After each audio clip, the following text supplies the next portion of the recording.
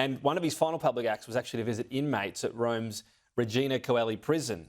He was too weak for the traditional washing of the feet, but it was one of the final things he did.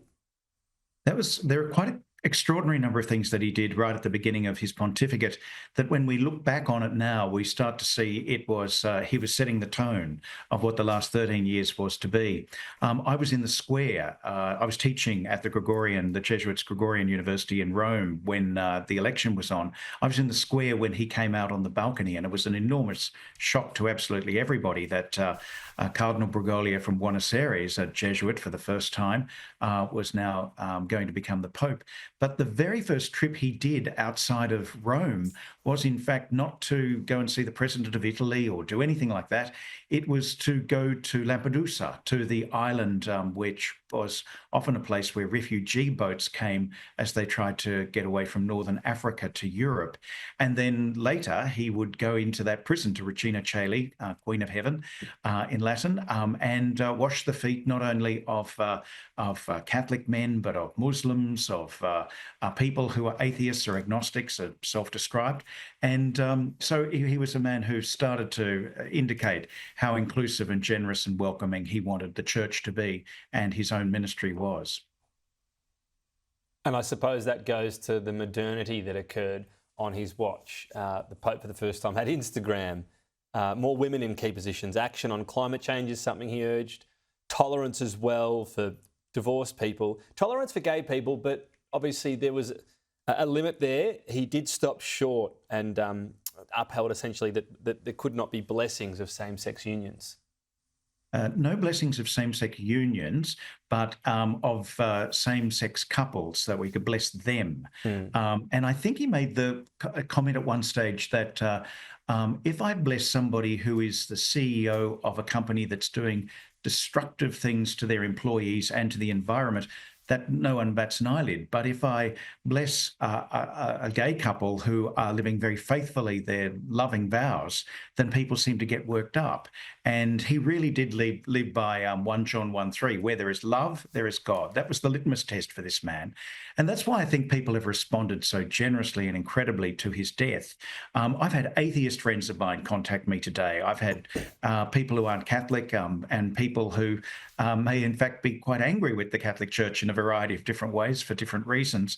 And yet they were touched by him. And there was something about his humanity, his compassion, his wanting to include people who lived on the peripheries, who lived on the margins of the church and of society, and advocating for that, passionate about refugees and asylum seekers, passionate about environmental issues. And some people criticised him and said he was trendy and new age. But that would mean the book of Genesis is trendy and new age, because he was simply living out where Genesis says, God says to us in Genesis, that we're to care for the world, not wreck it. And that's what he was anxious about, that we weren't handing on the planet in as good a shape as we had received it. So he really was the face of Christ, this generous, humble, passionate for the poor face that we see in the Gospels, and people responded very warmly to it. Yeah, with always a nod to Scripture on his decisions, as you allude to. In the later time, just briefly, obviously, a key part as well was him confronting, if you like, sexual abuse in the church, apologising, asking for forgiveness on behalf of the church, and also new procedures around reporting and even delving into the previous confidential elements. How do you see this part of his legacy? I think this is one of the most interesting parts of the development of his ministry. At that stage, 13, 14 years ago, as best we know, the sexual abuse, despicable crimes had not surfaced in Argentina in the same way that they certainly had here and in other parts of the church and the world. So he came to this issue, I think, slowly.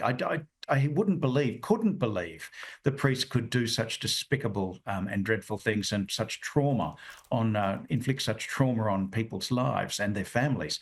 So initially, I think he thought this was a beat up. It was too much. It was the media's agenda.